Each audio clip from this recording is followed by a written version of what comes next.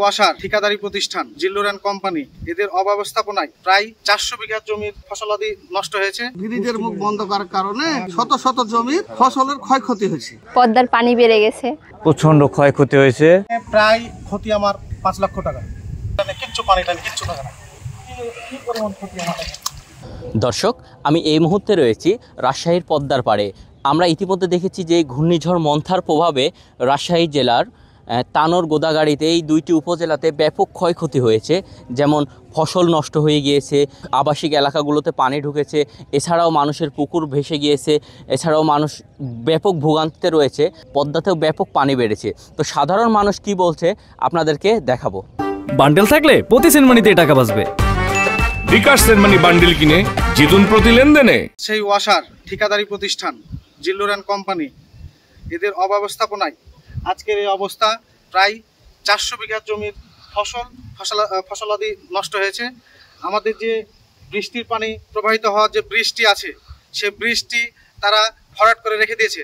তাদের কোনো বিকল্প ব্যবস্থা কিংবা তাদের অব্যবস্থাপনার কারণে প্রায় 400 বিঘা ফসল ফলাদি আমাদের নষ্ট হয়েছে।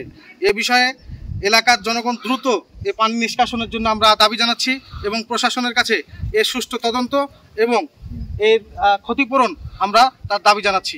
একমাত্র ঠিকাদারি প্রতিষ্ঠান জিল্লুর অ্যান্ড কোম্পানির জন্য তাদেরকে বলতে গেলে তারা একত্র হয়ে তাদের পোশাক বাহিনী তারা হামলা চালায় এবং আমাদের এই সাধারণ জনগণের উপর চড়া হয়ে ওঠে। এই ব্রিজের মুখ বন্ধ করার কারণে শত শত জমির ফসলের ক্ষয়ক্ষতি হয়েছে।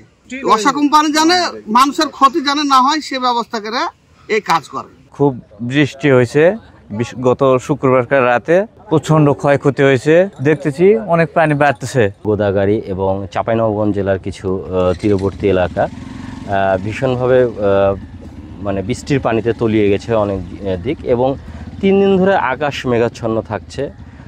সবচেয়ে যেটা আমরা জানতে পেরেছি, মোহনপুর এবং তানোর এলাকায় সব যে চাষাবাদ করা মাছের ঘেরগুলো এগুলো তো ভেসে গেছে এবং ধান অতিবৃষ্টির কারণে কৃষি বিভাগ সূত্রে জানা গেছে যে অতিবৃষ্টির কারণে ধানগুলো সব নষ্ট হয়ে গেছে। আপনি দেখতে পাবেন যে আকাশ মেঘলা এবং পদ্মা নদী অনেকটা উত্তাল রূপ ধারণ করেছে এবং দর্শক এবং মানে যারা প্রকৃতিপ্রেমী তারা বেশি আসছে। তবে এই মন্থার প্রভাব রাজশাহীতে ধীরে হলেও অনেকটা ক্ষতিকর হয়েছে।